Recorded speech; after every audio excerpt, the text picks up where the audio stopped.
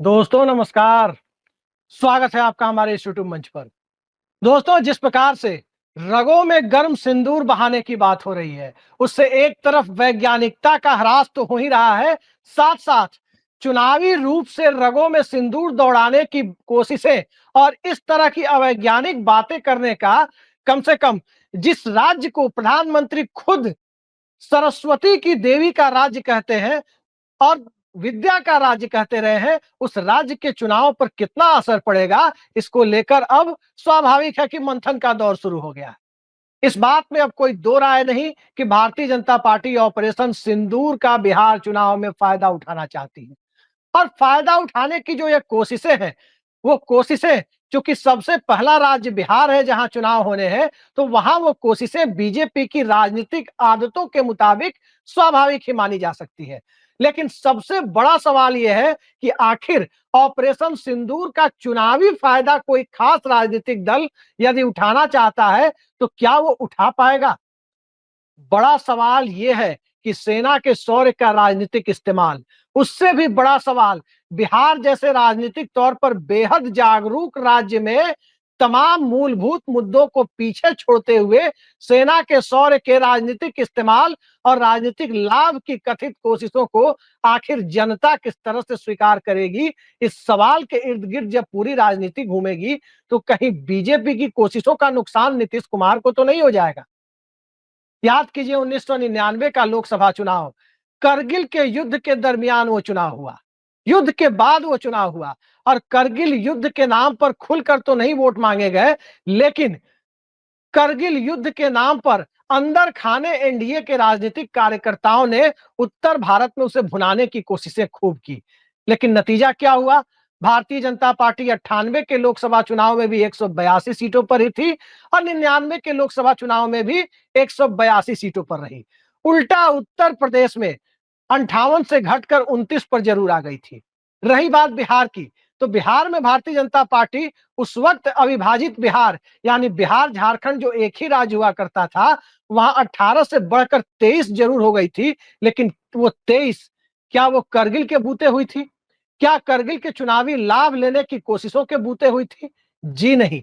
दरअसल 98 में रामविलास पासवान और शरद यादव की ताकत बीजेपी के एनडीए के साथ नहीं थी। उस वक्त सिर्फ जॉर्ज फर्नांडिस और नीतीश कुमार की ताकत थी, जबकि 99 में रामविलास पासवान और शरद यादव की जनता दल यूनाइटेड की ताकत भी भारतीय जनता पार्टी के साथ आ चुकी थी, जिसका नतीजा यह हुआ कि बिहार में समता पार्टी जो जदयू के नए फॉर्मेट में थी, वो 12 से बढ़कर 18 हो गई थी और बीजेपी 18 से बढ़कर 23 हो गई थी। तो क्या अब जो बिहार का विधानसभा चुनाव है, जहां बीजेपी अपना मुख्यमंत्री बनाने की हसरत पाले बैठी है, वहां रगों में दौड़ रहा सिंदूर क्या बीजेपी की सत्ता तक पहुंच पाएगा? ये एक बड़ा सवाल है और बड़ा सवाल इसलिए भी ज्यादा बड़ा हो जाता है क्योंकि आज की तारीख में यदि चुनाव को देखने की कोशिश करें, तो चुनाव सिर्फ चुनाव के तौर पर नहीं लड़े जाते। चुनाव बल्कि एक सोशल मीडिया वॉर से लेकर के राजनीतिक कार्यकर्ताओं और मैनेजमेंट की भूमिका से लेकर जनता की बड़ी भूमिका तक देखे जाते हैं। लेकिन जब बिहार का चुनाव और जनता की भूमिका, इन दोनों को देखते चले, तो लाभार्थी चेतना तो है, कोई दो राय नहीं। महिला चेतना भी है, कोई दो राय नहीं। कमंडल चेतना भी है, कोई दो राय नहीं। लेकिन इन सब के ऊपर जो चेतना है, वो चेतना मंडल चेतना है। और बिहार की राजनीति किस रूप में दिल्ली को प्रभावित करती है, उसे सिर्फ मंडल और कमंडल के दायरे से देखना दरअसल उस भूमिका को सीमित करना है। चाहे जेपी आंदोलन का दौर हो, चाहे इंदिरा गांधी की वापसी में बेलछी के बाद उनके हाथी पर किए गए दौरे की भूमिका हो, या फिर बोफोर्स के आंदोलन के समय में, बोफोर्स के पूरे बवंडर के समय में बिहार की भूमिका रही हो, या फिर 2004 में एनडीए की सत्ता को धाराशायी करने में बिहार की भूमिका रही हो, कहीं ना कहीं बिहार अपनी राजनीतिक भूमिका को किसी भी तरह के नैरेटिव से ऊपर बढ़कर देखता है। फील गुड और इंडिया साइनिंग को नए तरीके के बिहार साइनिंग से परिभाषित करता रहा है, जो 2004 में भी किया था, जब भारतीय जनता पार्टी को 5 सीटों पर बिहार ने समेट दिया था। अब सवाल ये उठता है कि बिहार में वो कौन से फैक्टर है जो ऑपरेशन सिंदूर में भारतीय जनता पार्टी के द्वारा कथित लाभ उठाने की कोशिशों को सीधे सीधे धाराशायी कर सकती है। याद रखिए, जब पहलगाम की घटना हुई उसके बाद प्रधानमंत्री ने भारत में सबसे पहले कहां का दौरा किया? स्वाभाविक है कि भारत में जनता से सीधे रूबरू होने के लिए उन्होंने बिहार में मिथिला की धरती को चुना। और एक बार फिर अब 30 मई को प्रधानमंत्री बिहार आ रहे हैं। एक तरफ मिथिला का दौरा और दूसरी तरफ उस इलाके का दौरा जिस इलाके में यानी दक्षिण पश्चिम बिहार में एनडीए का सुपड़ा साफ हो गया था। 7 की 7 सीटें इंडिया अलायंस ने जीत ली थी। तो क्या उस इलाके से शुरुआत करते हुए ऑपरेशन सिंदूर को भुनाया जा सकेगा? मत भूलिए कि जिस रोहतास और विक्रमगंज के इलाके में प्रधानमंत्री आ रहे हैं, उस इलाके से बिहार में बड़ी संख्या में लोग सेना और अर्धसैनिक बलों में जाते हैं। और उस इलाके में अग्निवीर स्कीम एक बड़ा मुद्दा बन चुकी है। लोकसभा में भी बड़ा मुद्दा बना था। राहुल गांधी भी गए थे और राहुल गांधी ने इस मुद्दे को बड़े प्रभावी ढंग से उठाया भी था। इन सब के अलावा 2014 के दौरे में प्रधानमंत्री ने बिहार के बारे में कहा क्या था? अगर उनकी बातों को कोट अनकोट कहने की कोशिश करें तो उन्होंने यही कहा था कि बिहार और गुजरात में बुनियादी फर्क यही है कि गुजरात में लक्ष्मी को सर्वोपरि माना जाता है, बिहार में सरस्वती को सर्वोपरि माना जाता है। यानी बिहार के लोग पढ़ाई लिखाई में ज्यादा ध्यान देते हैं। तो जो राज्य पढ़ाई लिखाई में ज्यादा ध्यान देता है उसे वैकेंसी चाहिए, उसे प्राइवेट सेक्टर का बूम चाहिए, उसे मैन्युफैक्चरिंग हब चाहिए और उसे इन सब के साथ साथ आर्थिक सामाजिक न्याय भी चाहिए। तभी कमंडल के साथ मंडल को जोड़ने के अभियान में शायद कोई बीजेपी को सफलता मिले। लेकिन पकौड़ा रोजगार योजना के दौर में प्रधानमंत्री के द्वारा पकौड़ा बेचने को भी रोजगार कहे जाने के दौर में भारतीय जनता पार्टी के साथ बिहार खड़ा हो पाएगा? जब नरेंद्र मोदी अपने पीक पर थे 2014-15 का दौर, तब तो बिहार खड़ा नहीं हो पाया। और आज जब बिहार में कास्ट सर्वे हो चुका है, आंकड़े जारी किए जा चुके हैं, जातिगत आधार पर जिसकी जितनी संख्या भारी उसकी उतनी हिस्सेदारी की बातें चल रही है, तो फिर कौन सा अगड़ा, कौन सा पिछड़ा और कौन सा अति पिछड़ा और कौन सा दलित महादलित, जब सब जातीय खांचे में फिट हो रहे हैं और अगड़ा पिछड़ा नहीं चल रहा, तो आज की तारीख में बिहार में भला चुनावी हिंदुत्व कैसे चलेगा, इसका अंदाजा सहज ही लगाया जा सकता है। और जब तक चुनावी हिंदुत्व नहीं चलेगा तब तक चुनावी राष्ट्रवाद चल नहीं सकता। और जब तक चुनावी राष्ट्रवाद नहीं चलेगा तब तक रगों में बहता हुआ गर्म सिंदूर प्रधानमंत्री के भाषणों का हिस्सा तो हो सकता है, बिहार के जनमानस के सोचने समझने के तौर तरीकों का हिस्सा नहीं हो सकता। और जब वो तौर तरीकों का हिस्सा नहीं हो सकता तो जो लगभग 100 सीटों के आसपास चुनाव लड़ने वाली भारतीय जनता पार्टी है, वो बिहार की सत्ता के शीर्ष पर विराजमान होने का सपना नहीं देख सकती। कैसे बीजेपी बिहार में 74 सीटें जीती थी? बिल्कुल उसी फॉर्मूले से जिसे आप चिराग फॉर्मूला कहते हैं। और कैसे राष्ट्रीय जनता दल 75 सीटों तक बिहार में पहुंची थी? बिल्कुल उसी फॉर्मूले से जिसे चिराग फॉर्मूले के तहत जेडीयू का नुकसान कहा जाता है। लेकिन इन सब के बीच पढ़ाई, कमाई और दवाई का मुद्दा भी तेजस्वी यादव के वोट बैंक में बढ़ोतरी करने में कुछ हद तक अपनी भूमिका निभाता हुआ नजर आया था। लेकिन क्या वो भूमिका अब तेजस्वी यादव निभा पाएंगे? स्वाभाविक है, बिहार में लोग कांग्रेस पार्टी की तरफ देख रहे हैं। लेकिन बड़ी चुनौती कांग्रेस के सामने ये है कि कांग्रेस पार्टी लोगों के द्वारा जो आशा भरी निगाहों से कांग्रेस की तरफ देखना शुरू किया गया है, उसका फायदा उठाने के लिए कितनी तैयार है। कांग्रेस पार्टी के बारे में अक्सर ये कहा जाता है कि इसका संगठन अक्सर बहुत लेट रिएक्ट करता है, बहुत देरी से जनमानस की भावनाओं के अनुरूप खासकर पोस्ट मंडल उत्तर भारत में प्रतिक्रिया देता है।